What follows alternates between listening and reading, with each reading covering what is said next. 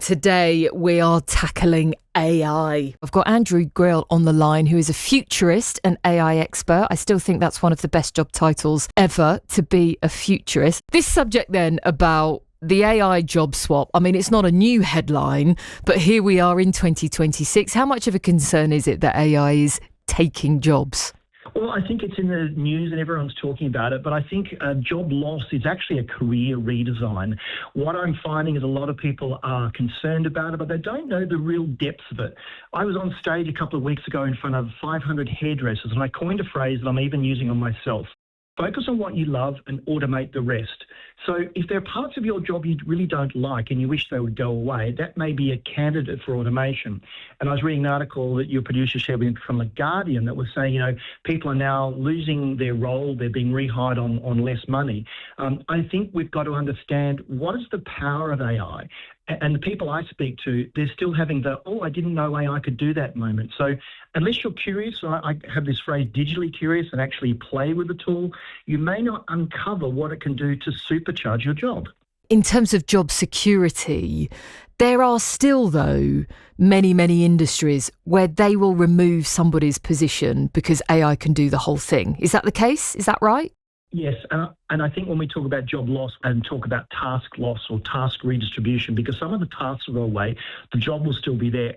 I think you're right. There is a short-term risk around junior white-collar admin-type roles that are at risk of replacement.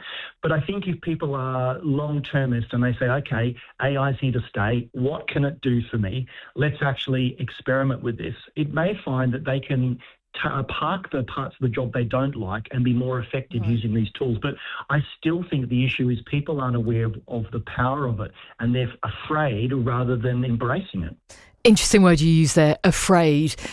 Is a lot of this scaremongering, do you think?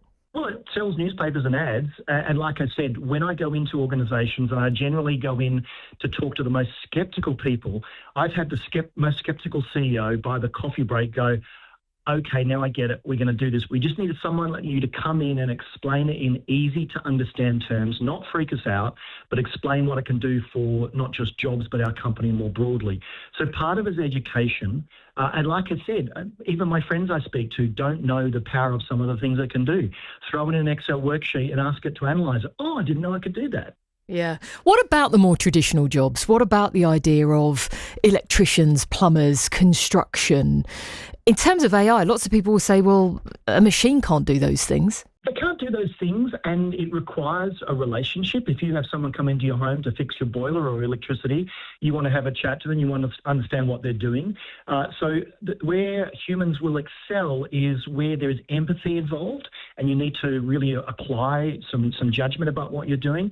What I want more schools to think about, and tertiary education, is the notion of critical thinking. Why is it the way it is? Think more deeply. What have I seen before? Why isn't this working? How can I fix it? I realise this is my view, but I realise that in some jobs people are using AI more, and it makes me question, well, are you thinking less? Therefore, what are we actually learning as human beings? And are we almost making ourselves, I don't want to use the phrase, a little bit dumber, but if AI is taking on a lot of our thinking, what is that doing to our own brain power? Well, studies from Oxford University and others have said there is cognitive decline because people are relying on the AI too much. I think the makers of AI maybe need to build in a bit where it goes, have you thought about this?